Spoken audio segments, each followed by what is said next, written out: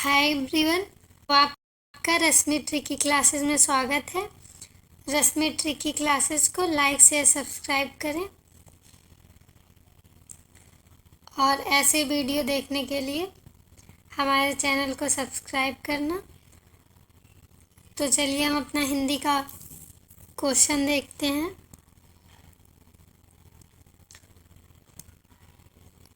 तो यहाँ हमारा है प्रश्न नंबर 1, कौन से वर्ग में दीर्घ स्वर नहीं है। हमारे ऑप्शंस हैं आ ई ए, आ उ ई। हमारा यहाँ सही हो जाएगा ऑप्शन नंबर बी। हम यहाँ पूछा है कौन सा दीर्घ स्वर नहीं है, तो यहाँ ये आ दीर्घ स्वर आ जाता है, यहाँ बड़ी और बड़ा है यहाँ हो, तो ये हमारा नहीं होगा। हमारा ऑप्शन नंबर बी सही होगा। कौन से वर्ग में ओष्ठ वर्ण है। Option number A, B, C, D. इनमें से कौन सा ओष्ठ है। ओष्ठ में आते हैं पा, फा, बा, भा, मा। तो कौन सा हमारा ओष्ठ हो जाएगा। ऑप्शन नंबर बी, पा, बा, पा और मा। तो क्लास की पीडीएफ आपको टेलीग्राम चैनल पे मिल जाएगी, जाके वहाँ से डाउनलोड कर सकते हैं। तो हमारा प्रश्न नंबर 3 है, सही वर्तनी वाला शब्द कौन सा है। तो हमारे ऑप्शंस है व्यवसाय, अहल्या, वेदोपरांत, इच्छिक। तो यहाँ हमारा सही हो जाएगा प्रश्न नंबर 3 और इसका ऑप्शन नंबर सी, वेदोपरांत। अहिल्या होता, व्यवसाय होता है, यहाँ आ की मात्रा है। ऐच्छिक होता है, इच्छिक नहीं होता। प्रश्न नंबर 4 है, कर्ता शब्द का स्त्रीलिंग रूप होगा। हमारे ऑप्शंस हैं ऑप्शन नंबर ए, कर्त्री, बी, कृतु, सी, कर्ती, डी, कार्त्री। तो कर्ता का स्त्रीलिंग रूप होगा कर्त्री, ऑप्शन नंबर ए। प्रश्न नंबर 5 है, वह खाना बना रही है। वाक्य में यहाँ कल हो गया है, ये रहेगा काल। हमें बताना है कौन सा काल है। वह खाना बना रही है। हमारे ऑप्शंस है अपूर्ण वर्तमान, पूर्ण वर्तमान, सामान्य वर्तमान, आसन्न भूत। तो यहाँ बना रही है मतलब उसका कार्य अभी ख़त्म नहीं हुआ है, तो ये कार्य अभी पूर्ण नहीं हुआ है, तो ये हमारा चला जाएगा अपूर्ण वर्तमान, ऑप्शन नंबर ए। प्रश्न नंबर 6 है, व्यंजन संधि का शब्द है। तो हमारे ऑप्शंस है option number A, Jagdish, B, सूर्योदय, सी, अवंती, डी, सदैव। तो यहाँ हमारा सही हो जाएगा व्यंजन संधि पूछा है, तो ऑप्शन नंबर ए। ये तीनों दीर्घ स्वर संधि के उदाहरण हैं। प्रश्न नंबर 7 है, तत्पुरुष समास कौन से शब्द में है। हमारे ऑप्शंस हैं नीलगाय, बी, ग्राहगत, सी, प्रतिदिन, डी, माता पिता। तो यहाँ हमारा सही हो जाएगा ऑप्शन नंबर बी, ग्रह आगत। इसको 2 टुकड़े करेंगे तो ग्रह आगत आएगा,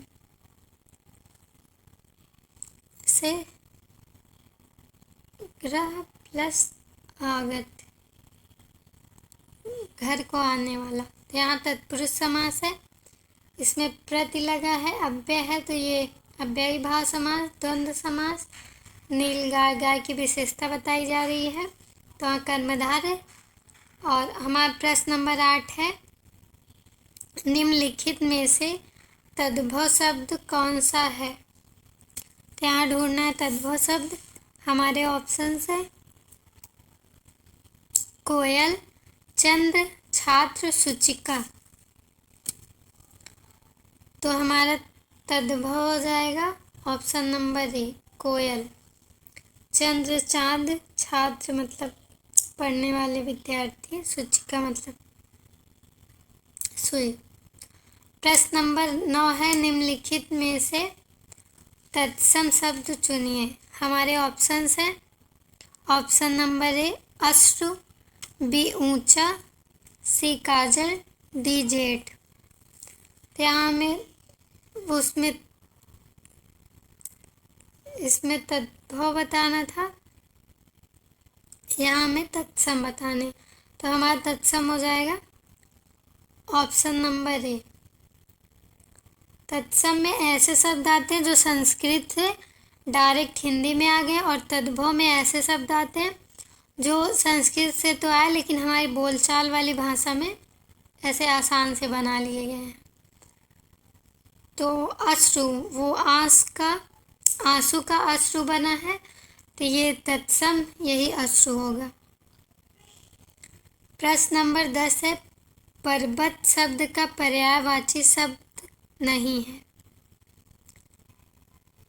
तो पर्वत का पर्यायवाची यहाँ नहीं है। हमारे ऑप्शंस हैं, ऑप्शन नंबर ए पर्वत, बी गिरी, सी शैलजा, डी नग। यहाँ हमारा सही हो जाएगा ऑप्शन नंबर सी शैलजा। शैलजा पर्वत का पर्यायवाची नहीं है। प्रश्न नंबर 11 है, जो वाणी द्वारा व्यक्त न किया जा सके, इस वाक्यांश के लिए एक शब्द होगा। हमारे ऑप्शंस हैं, अव्यक्ति, मौखिक, अनिर्वचनीय, मानसिक। जो वाणी द्वारा व्यक्त न किया जा सके उसे कहते हैं अनिर्वचनीय। हमारा ऑप्शन नंबर सी सही हो जाएगा, जिसे बोला या कहा ना जा सके। प्रश्न नंबर 12 है, अनुराग शब्द का विलोम होता है। हमारे ऑप्शंस है, ऑप्शन नंबर ए विराग, बी राग, सी रागनी, डी आकर्षण। तो यहाँ हमारा सही हो जाएगा विराग। अनुराग का विलोम होगा विराग।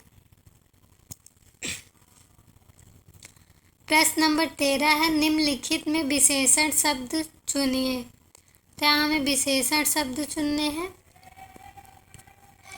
हमारे ऑप्शंस हैं, शहर, बी ग्रामीण, सी महाराष्ट्र, डी आगमन। यहाँ हमारा सही हो जाएगा ऑप्शन नंबर बी ग्रामीण। ये विशेषता बता रहा है कि वो ग्रामीण का क्षेत्र है। प्रश्न नंबर 14 है, वह धीरे धीरे मेरी ओर आ रही है, वाक्य में क्रिया विशेषण बताइए। तो यहाँ क्रिया की विशेषता बतानी है। हमारे ऑप्शन है, वह धीरे धीरे मेरी ओर आ रही है।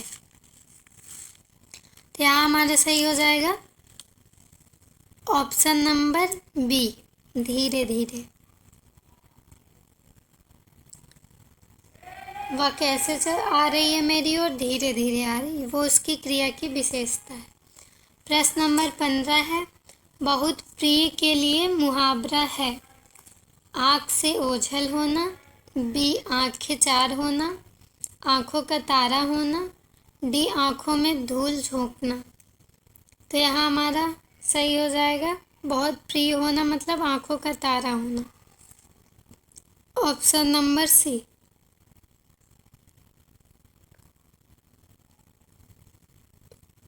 प्रश्न नंबर 16 है, ठेठ हिंदी के ठाठ किसकी रचना है।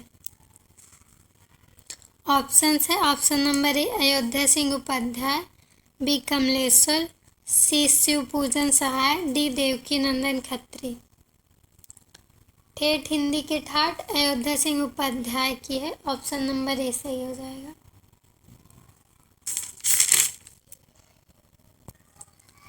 प्रश्न नंबर 17 है, कमलेश्वर द्वारा रचित उपन्यास है। हमारे ऑप्शंस हैं, झांसी की रानी, अमरबेल, काली आंधी, गबन। तो यहाँ हमारा सही हो जाएगा काली आंधी, ऑप्शन नंबर सी। प्रश्न नंबर 18 है, रीतिकाल को अलंकृत काल किसने कहा? हमारे ऑप्शन है, ऑप्शन नंबर ए हजारी प्रसाद द्विवेदी ने, मिश्र बंधु ने, त्रिलोचन ने, रामचंद्र शुक्ल ने। तो रीतिकाल को अलंकृत काल कहा है मिश्र बंधुओं ने। ऑप्शन नंबर बी सही हो जाएगा।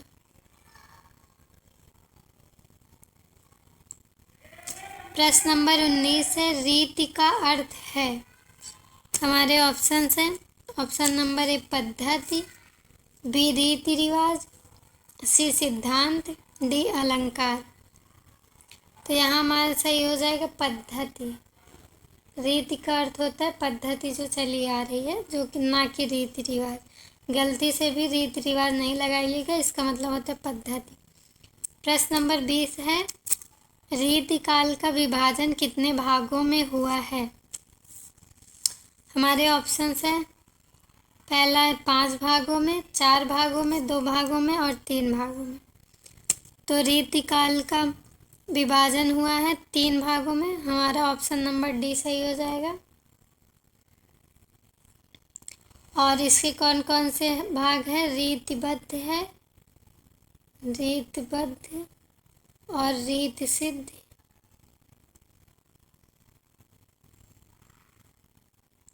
और रीति मुक्त। ये हमारे 3 भाग हैं।